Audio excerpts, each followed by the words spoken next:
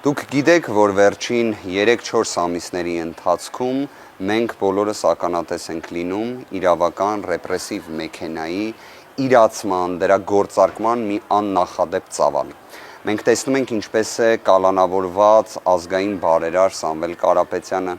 մեր սրբազան հայրերը եւ դրանցից յուրաքանչյուրի վերաբերյալ կարծես թե մեր հանրության ստվար զանգված, այսինքն ոչ միայն իրավաբանները եւ փաստաբանները,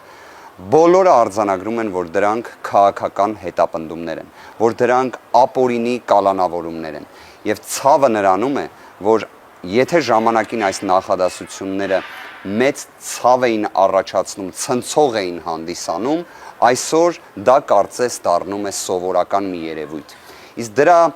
դեմն առնելու, կանխարգելելու լավագույն միջոցը դա բողոքի ձայն բարձրաձայնելն է։ Դա համախմբված վերաբերմունք արտահայտելն է։ Դա որոշակի իմաստով հավաքական ոչ ասելն է ապօրինություններին։ Որովհետև ես չեմ կարծում, որ մեր հայ հասարակությանը միավորող, համախմբող կամ մեր մասին պատկերացում կազմող տվյալը այն է, որ Հայաստանի Հանրապետությունում ամենից շատն են կալանավորումները, ամենից շատն են քաղաքական հետապնդումները։ Կներեք, դա մեր մասին չէ։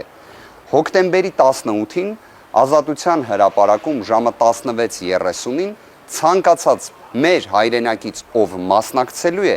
միանալու է այն գործընթացին, որը կոչվում է, որ եկեք վերջ տանք ապօրինություններին, եկեք վերջ տանք անարդարությանը եւ եկեք բոլորով ֆիքսենք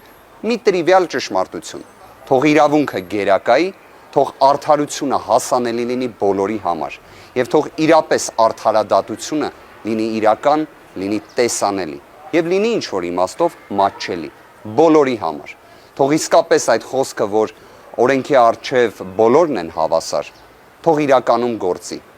եւ թող նաեւ մեր հասարակությունը, մեր հայրենակիցները արտահայտեն իրենց վերաբերմունքը։ Հավատացած եղեք, պատմությունը ցույց է տվել, որ չկա մի երկիր, որտեղ չլինեն քաղաքական հետապնդումներ։ Միտեղ շատ են եղել, միտեղ քիչ են եղել, բայց որն է եղել դրա կանխարգելման կամ դրա հաղթահարման բանալին, միշտ հասարակության արձագանքը։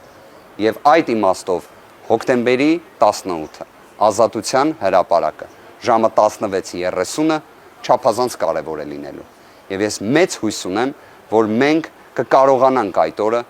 համախմբված լինել, առանց որևէ թշնամանքի, առանց որևէ ատելության, պարզապես ազնիվ մղումով խոսենք նրա մասին, որ մեզ պետք չեն քաղաքական հետապնդումներ, մեզ պետք չեն կալանքի գերակայություններ, այլ մեզ պետք են իրավունքների գերակայություններ եւ մեզ պետք է, որ չլինեն այսքան կալանքներ, այն էլ այսքան